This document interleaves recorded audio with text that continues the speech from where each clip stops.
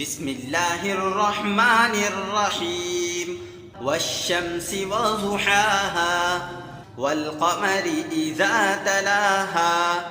والنهار إذا جلاها والليل إذا يغشاها والسماء وما بناها والأرض وما طحاها ونفس وما سواها فألهمها فجورها وتقواها قد أفلح من زكاها وقد خاب من دساها كذبت ثمود بطغواها إذ انبعث أشقاها فقال لهم رسول الله ناقة الله وسقياها فكذبوه فعقروها